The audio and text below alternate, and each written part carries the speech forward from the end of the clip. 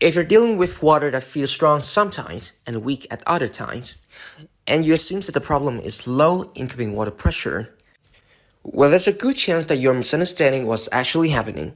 Because if pressure were truly the issue, the water would feel weak all the time, not just under certain conditions. That one detail alone already rules out several common causes. In most real homes, nothing is actually broken. No leaks, no burst pipes, no warning signs, no error messages. In the morning, the water feels fine. Midday, it still feels normal. In the evening, when multiple fixtures are being used, the water suddenly feels weaker. And the key detail is this: it doesn't happen all the time. When this happens, most people immediately blame things like the city water pressure is low, the pump is failing, and valve must be bad, we need bigger pipes. Well, even contractors often say this because those are the most visible explanations. But in the majority of cases, those aren't the real cause.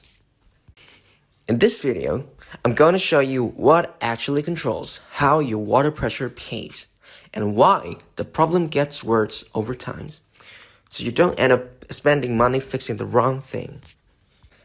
Inside any residential plumbing system, components don't work independently. They share the same water source and the same main pathways. Water doesn't choose one fixture over another. It flows according to what the entire system can support. When one part of the system changes, other parts are affected as well. This is the foundations for understanding why water pressure is never truly constant.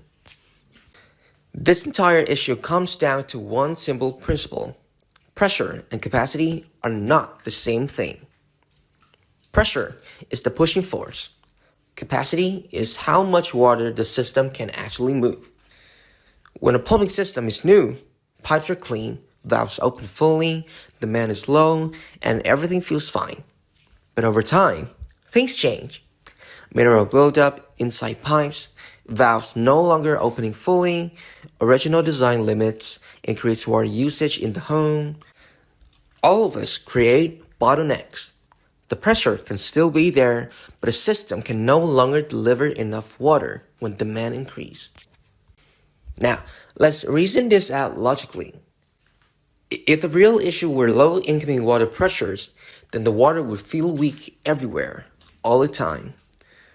But that's not what you're experiencing. What you're seeing instead is strong water when only one fixture is running, weak flow when multiple fixtures are used, worse performance during peak usage times, gradual decline over the years.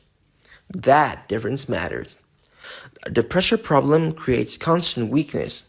A capacity limitations creates weakness only under load. And what you're experiencing clearly matches the second pattern.